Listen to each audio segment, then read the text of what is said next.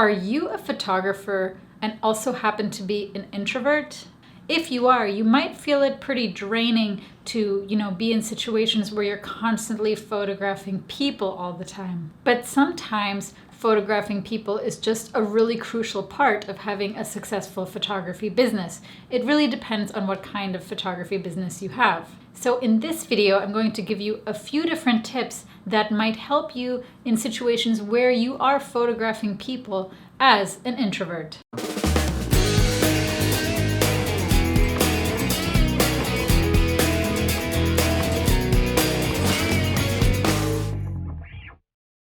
So number one, if you're just starting out in your photography career and you are a serious introvert, then you might want to consider assisting another photographer before you start your own photography business. Now, weddings are not really my thing, but when I was first starting out with photography, I actually worked as an assistant, like a second shooter, to a wedding photographer. While that photographer was primarily focusing on posing the bride and groom and taking photos of them, he instructed me to focus on taking candid photos. So that experience basically allowed me to observe how he works with people while also providing photos, but not being in the front and center stage when it comes to posing and interacting and basically telling people what to do. So that was a really great experience to have in the beginning.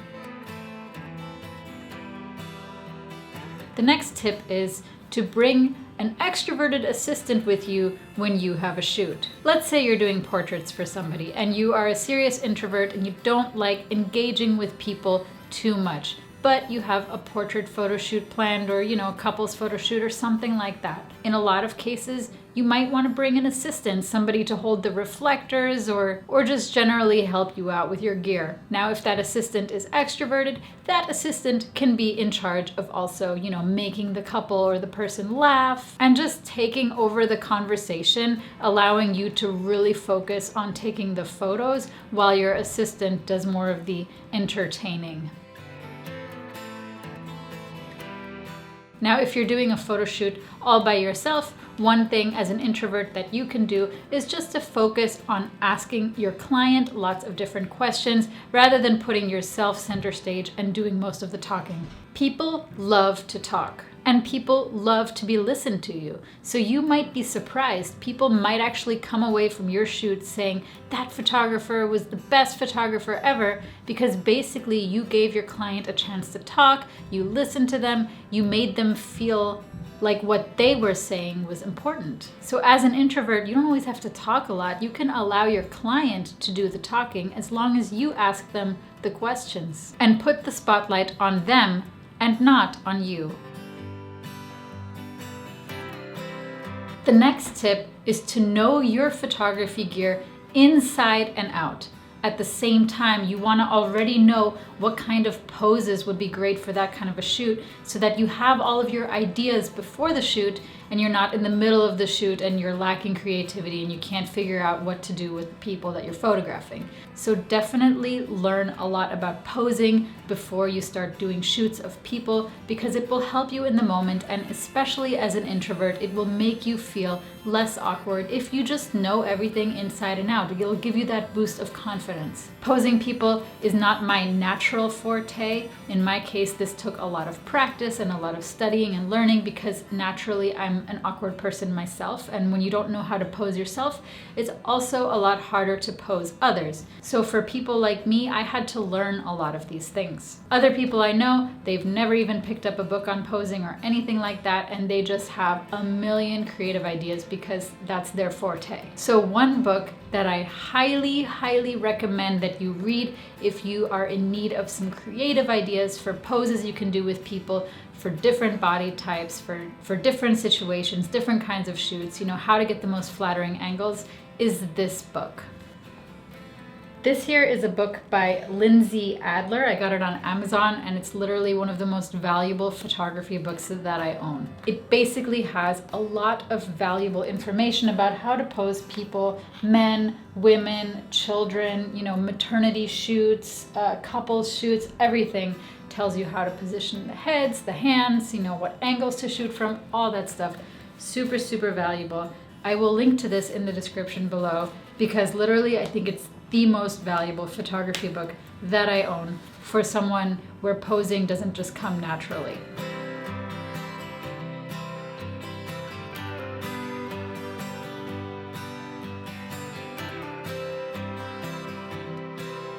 Next is you want to read the client. Some people don't know what to do with themselves and they want you to pose them. That's what they need, that's what they're comfortable with, and you have to come up with all of the different poses for that person. In that case, you already have some ideas in the back of your mind because you have done your research beforehand. Other people, however, prefer to pose themselves. When I was just starting out with photography, I actually did a photo shoot of a guy who was modeling, a pair of shoes. And at this point, I had never actually posed a man before, and I wasn't super comfortable telling him what to do because I wasn't quite sure how to pose him myself. Like I said, at this point, I was a beginner. But being a natural model, he, had a lot of poses in mind already, and he did those poses. The photos were beautiful. And after the shoot, he actually told me, "That was the best photo shoot I've ever had. You were the best photographer I've worked for." He said other photographers are always trying to make him do something that he doesn't want to do or put him in a position that he's not comfortable in. And he said he absolutely loves it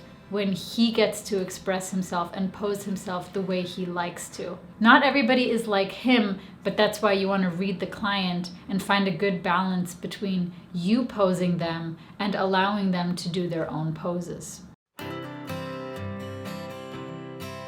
Next tip, if you are an introvert, you might want to turn to social media to sell yourself. Some people, especially extroverts, are really, really good salespeople in person. Other people might find this difficult. So if convincing people to buy your services is not your forte, then turn to social media and sell yourself that way. Show off the quality of your work online. Put it everywhere. Use Facebook ads to promote yourself, Instagram ads, anything basically to allow people to see the quality of your work. In that case, you're not trying to convince them of anything in person, but they are literally discovering you online, and that might be a better way for an introvert to get a little bit more business for their photography services. And the most obvious point, of course, is to just do it more.